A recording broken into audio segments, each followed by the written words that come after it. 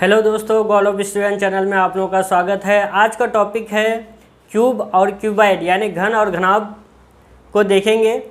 आज से धांसू class start होने वाली है, क्योंकि 9-10 में जो है तो बच्चे के लिए फ़ायदे तो ये हैं, और जो बच्चे आरआरबी, एनटीपीसी और एमटीएस, सीजीएल का जो तैयारी करते हैं वो भी देखें। मैं फार्मूला को रटना नहीं सिखाऊंगा, बनाना सिखाऊंगा, क्योंकि अगर भूल जाए तो आसानी से निकाल सकते हैं। चलिए देखते हैं। देखिए, ये एक घन है जिसका हर एक भुजा बराबर है, यानी ये अगर 6 सेंटीमीटर होगा तो ये भी 6 सेंटीमीटर, ये भी 6 सेंटीमीटर, ये भी 6 सेंटीमीटर, यानी हर लंबाई, चौड़ाई और ऊंचाई इसकी बराबर होगी। तो यानी हम लोग को पता चल गया है कि घन की लंबाई, चौड़ाई और ऊंचाई बराबर होती है। तो हम लोग लिख लेते हैं घन की लंबाई, चौड़ाई और ऊंचाई समान होती है। ये तो पता चल गया। और इसमें देखते हैं कितने कोने होते हैं। कोने जैसे 1, 2, 3, 4, 5, 6, 7, 1, 8। कितने होते हैं? 8। जैसे एक कोने 2, 3, 4, 5, 6, 7, 8। तो घन के कितने कोने होते हैं? 8। तो लिख लेते हैं घन की 8 कोने होते हैं। ये तो पता चल गया है कि घन के 8 कोने होते हैं। किनारे कितने होते हैं? जैसे 1 किनारा, 2 किनारा, 3 किनारा, 4 किनारा। जस्ट इसके ऑपोजिट जाइए। एक 5, एक 6, एक 7, एक 8, एक 9, एक 10, इसके सामने 11, 12। यहाँ देख लेते हैं 1, 2, 3, 4, 5, 6, 7, 8, 9, 10, 11, 12। तो कितने किनारे होते हैं? 12 किनारे। लिख लेते हैं घन के 12 किनारे होते हैं। ये तो पता चल गई कितने किनारे, कितने कोने। अब ये देखते हैं फलक कितने होते हैं, यानी सतह या फलक कितने होते हैं। जैसे ये एक सतह या फलक हो गया, इसके सामने वाला भी होगा ये सतह, इसके सामने वाला 2, ये एक 3, एक 4, एक 5, एक 6 सतह या फलक हो गया। जैसे ये सामने वाला 1, ये 2, ये 3, नीचे 4, एक 5, एक पीछे 6। तो कितने फलक होते हैं? घन के 6 फलक या सतह होती है। अब ये देखते हैं कि जब भुजा बराबर हो जाएगा तो ये क्या हो जाएगा? एक वर्ग हो जाएगा। तो देखिए, ये भी भुजा बराबर हो जाएगा, ये भी, यानी एक उठा करके यहाँ रख दिए, एक चतुर्भुज उठा के रख दिए। तो ये कैसा दिखता है? ये अगर ए हुआ तो ये भी ए होगा। यानी मान लेते हैं भुजा ए है, तो हम लोग पढ़े हैं कि वर्ग, ये वर्ग हो जाएगा। जैसे ये अगर 6 सेंटीमीटर है तो ये भी 6 होगा, ये भी 6 होगा, ये भी 6 होगा। तो बराबर हो गया, तो एक वर्ग हो गया, स्क्वायर हो गया। तो हम लोग पढ़े हैं कि वर्ग का क्षेत्रफल कितना होता है? भुजा स्क्वायर होता है। तो भुजा स्क्वायर यानी एक का क्षेत्रफल कितना हो गया? ये इसका क्षेत्रफल भुजा स्क्वायर हुआ, ये ए स्क्वायर हुआ, फिर ये ए स्क्वायर हुआ, फिर ये ए स्क्वायर हुआ, फिर ये ए स्क्वायर हुआ, फिर ये नीचे वाला ए स्क्वायर हुआ। यानी हर एक फलक ए स्क्वायर होगा, यानी भुजा स्क्वायर होगा। एक स्क्वायर है, इसका क्षेत्रफल ए स्क्वायर होगा। तो इसका टोटल कितना क्षेत्रफल होगा? कुल पृष्ठीय क्षेत्रफल निकाल लेते हैं। तो कुल पृष्ठीय घन के कुल पृष्ठीय क्षेत्रफल कितना हो जाएगा, एक भुजा कितना होता है, छः कितने हैं, 6 फलक हैं, तो 6 फलक का कितना हो जाएगा, तो 6 बार लिखना होगा। जैसे ये ए स्क्वायर हुआ तो इसका भी ए स्क्वायर होगा, इसके पीछे वाला भी ए स्क्वायर होगा, ये भी ए स्क्वायर होगा, ये ऊपर वाला भी ए स्क्वायर होगा, ये नीचे वाले का भी ए स्क्वायर होगा। ए स्क्वायर ए स्क्वायर ए स्क्वायर प्लस ए स्क्वायर प्लस ए स्क्वायर, 1 2 3 4 5 ये 6 स्क्वायर। यानी पहले इसका ले लिए एक, इसके सामने वाले का ले लिए, उसके बाद ये ले लिए ए स्क्वायर, उसके बाद इसके सामने वाले ले लिए, उसके बाद नीचे वाले का ए स्क्वायर लिख लिए, उसके बाद ऊपर वाले का ए स्क्वायर। तो ये हो गया 6a स्क्वायर। यानी कुल पृष्ठीय क्षेत्रफल कितना हो गया इसका, घन का 6a स्क्वायर हो गया। अब इसका वक्र पृष्ठीय क्षेत्रफल देखेंगे। वक्र पृष्ठीय क्षेत्रफल जैसे ये ऐसे वक्र है ना, या चारों भुजा को ही लेंगे, ये पूरा टोटल ये 4 भुजा। तो ये देखिए घन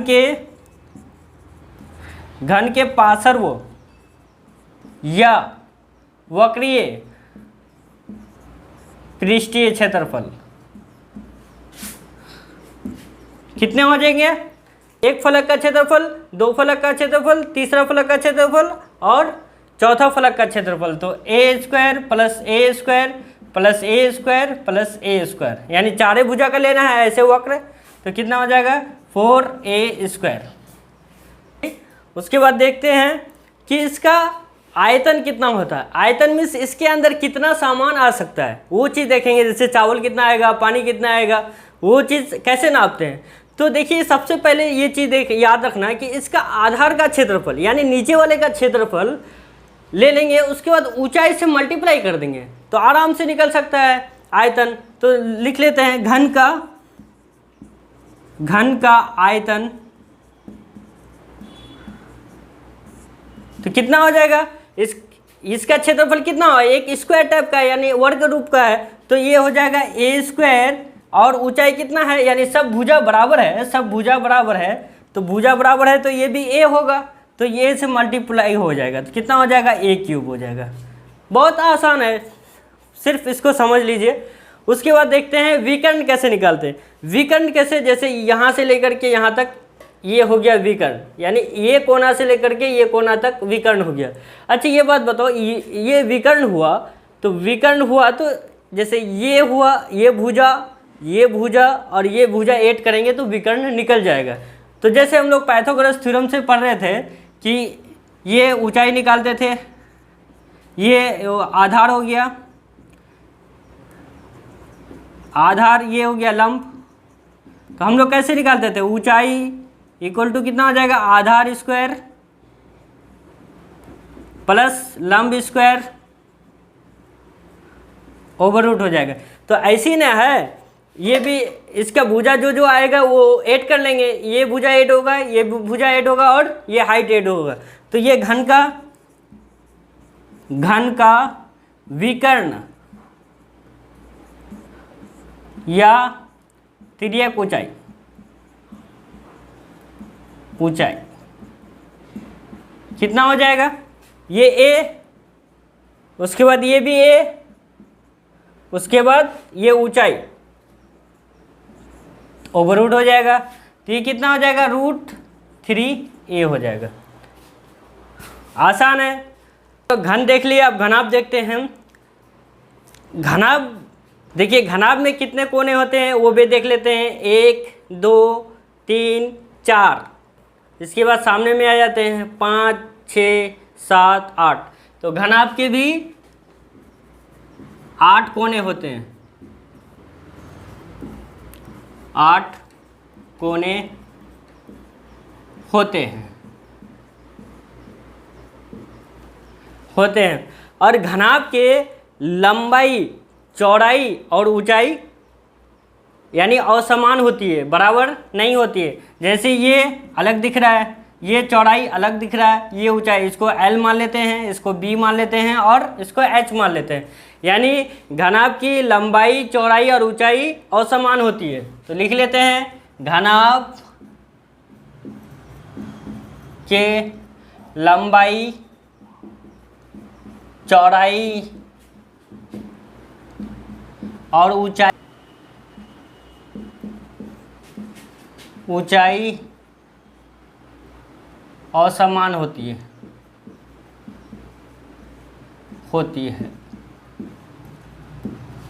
यानी लंबाई, चौड़ाई और ऊंचाई असमान होगी।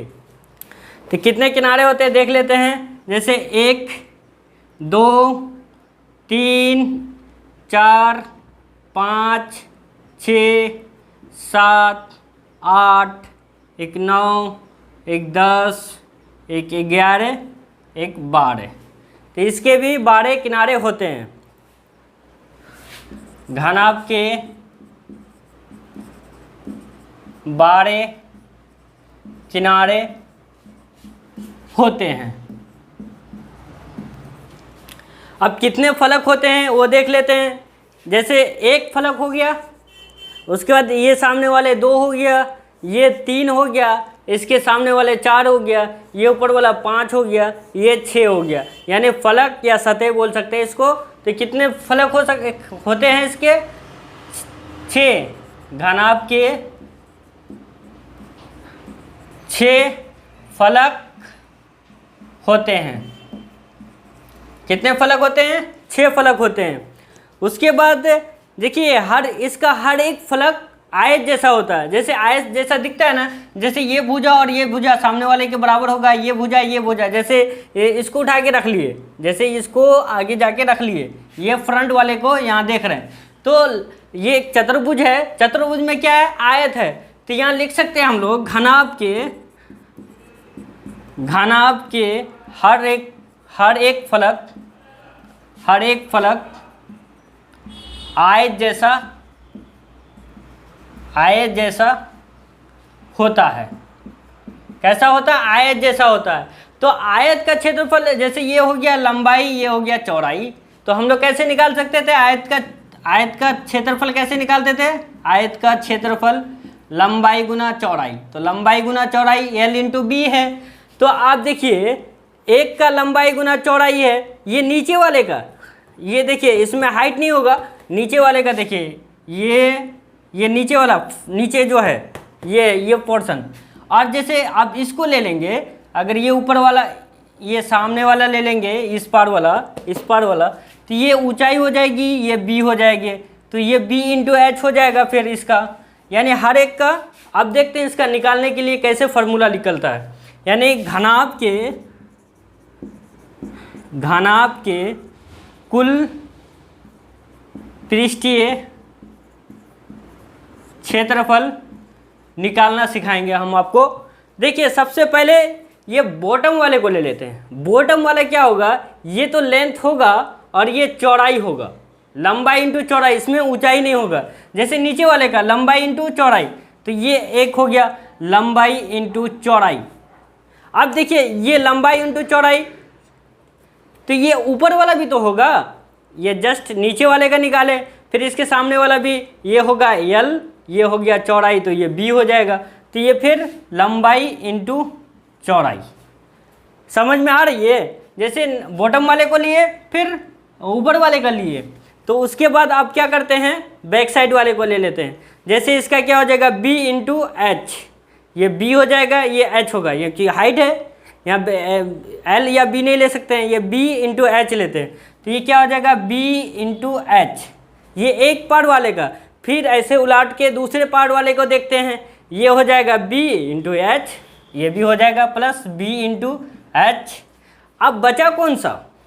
अब देखिए बचा ये पार्ट, ये नीचे वाले का तो ले लिए थे, अब ये वाला ले लिए, अब ये और ये सामने वाला बचा इसका। तो ये देख लेते हैं,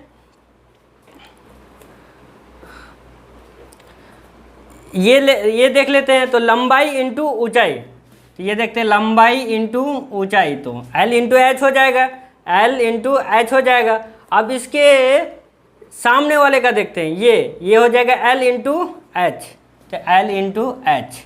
अब इसको हम लोग कैलकुलेट करते हैं, देखते हैं, ये दोनों जुटेगा, उसके बाद ये दोनों जुटेगा और ये दोनों जुटेगा। तो ये क्या हो जाएगा? L इंटू बी एक है, L इंटू बी, तो दोनों को जोड़ेंगे, 2 इंटू L इंटू बी हो जाएगा, plus into 2 into B H हो जाएगा, दोनों सेम है। उसके बाद ये 2 इंटू एल एच हो जाएगा, 2 इंटू एल एच हो जाएगा। देखिए आराम से, इसमें क्या क्या कॉमन हो सकता है, 2a कॉमन हो सकता है क्या, तो 2 into L B plus B H into L H. देखिए फार्मूला निकालना कितना आसान है। उसके बाद देखते हैं घनाभ के वक्रीय पृष्ठीय क्षेत्रफल, घनाभ के वक्रीय पृष्ठीय क्षेत्रफल, पृष्ठीय क्षेत्रफल। देखिए इसमें क्या होगा, ये वक्रीय पृष्ठीय क्षेत्रफल, ये चारों ही ये फलक होगा, एक फलक, दो फलक, तीन फलक, चार फलक, या चार सतह बोल सकते हैं, चार, ये ऐसे वक्र ही जाता है ना, तो इसी का निकालना है। ये बॉटम वाले को और अपर का नहीं निकालना, टॉप का नहीं निकालना है। तो ये क्या हो जाएगा, जैसे इसका क्षेत्रफल क्या हो जाएगा, लंबाई इंटू एल इंटू एच, तो एल इंटू एच इस पार वाले का निकाले ना, फिर इस पार वाला तो है, तो ये क्या हो जाएगा, एल इंटू एच 2 हो गया। इस पार का क्षेत्रफल निकाल लिए, इस पार का क्षेत्रफल निकालना है, फिर अब इसका निकाल लेते हैं क्योंकि चारों पार्ट का लेना है ना। तो अब ये क्या हो जाएगा, B into H plus B into H, फिर इसके सामने वाले का लेंगे, इस पार का ले लेंगे, तो ये क्या हो जाएगा, बी इंटू एच, तो बी इंटू एच।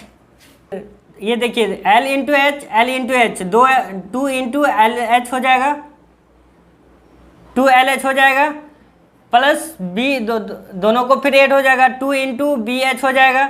अब इसमें देखिए कॉमन ले लीजिए, कॉमन क्या होगा, 2 इंटू एल प्लस बी को एक जगह कर लिए, एच को मल्टीप्लाई एच कर दिए।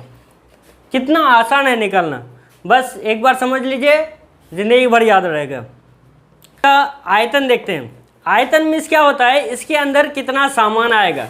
ये देखिए इसके अंदर कितना सामान आएगा, तो हमने बताया था कि घन में कि यानी आधार का क्षेत्रफल इंटू ऊंचाई, इसमें भी उतना ही करना है, इसका क्षेत्रफल ही लेना है नीचे वाले का और ऊंचाई से मल्टीप्लाई कर देना। तो देखते हैं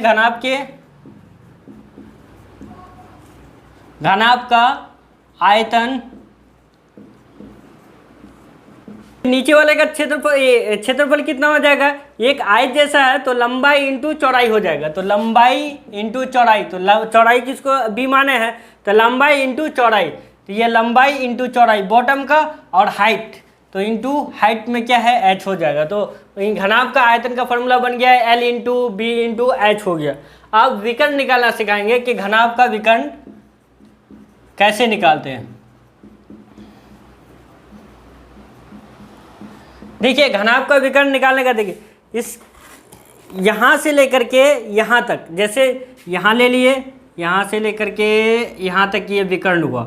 जब ये विकर्ण हुआ तो देखिए ये कैसे निकाल सकते हैं, जैसे त्रिभुज में निकालते थे, ये इसको और इसको जोड़ करके ये निकल जाता था, तो ये भी वैसी है, जैसे लंबाई जुटेगी, चौड़ाई जुटेगी और ऊंचाई जुटेगी तो आराम से निकल जाएगा।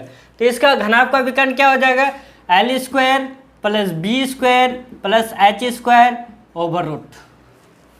कोई दिक्कत नहीं है, आप लोगों को तो समझ में आ गई होगी। अगर वीडियो अच्छी लगी तो लाइक, शेयर और सब्सक्राइब जरूर कर दीजिएगा।